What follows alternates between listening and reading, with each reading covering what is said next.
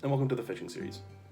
In this episode, we'll be discussing some different type of underwater places that fish like to hang out and live at. Come on, let's go check it out. So first off, we'll talk about one place that a couple of fish that we've been talking about pretty frequently live.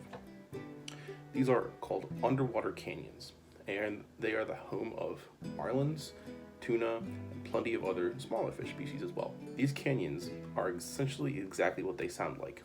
Really big trenches of sort that are underneath the water. These canyons have been formed over centuries of the earth moving around and earthquakes moving things around underwater, causing the earth to split a little bit. These canyons are home to the marlins in particular, and they are where most fishermen go when they're trying to find marlin. They like to hang out in these canyons because they provide a good amount of cover from other predators and also a place to find other fish that they can eat.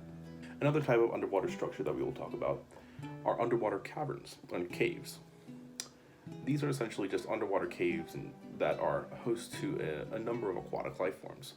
Plants and both plants and animals thrive in these caves, as they offer great protection from most predators. These caves are mostly formed by the ocean waves crashing up against the base of a cliff or on top of the overhangs. Over time, water can really do a lot of damage to rock formations and cliff sides, pretty much grinding away at the surfaces and causing these caves to form over a long period of time. A number of wildlife, such as turtles and manta ray, may take shelter and call these caves home. There are also a number of dangerous animals as well, such as moray eels or barracudas, that call these caves home, as on top of providing protection from other predators or other harmful things, they also allow these hunters to get the jump on unsuspecting fish that also want to use these caves. The last kind of underwater area that we will talk about are coral reefs. Coral reefs are actually a species of marine invertebrate that build massive reefs from creating a hard exoskeleton to protect their softer insides. Before I discuss some of the different kinds of fish that can be found in coral reefs, I really can't talk about these reefs without also talking about what is currently happening to them. They are very important, so I really just want to get this out, just talk about this for a little bit before we talk about anything else. More and more pollution, both air and water, is causing more of our reefs to die off. Global warming is largely to blame for this, however, due to a process called coral bleaching. As the ocean is increasingly becoming warmer due to global warming, it causes the coral to expel their food completely and lose all of their color, which is hence the name bleaching.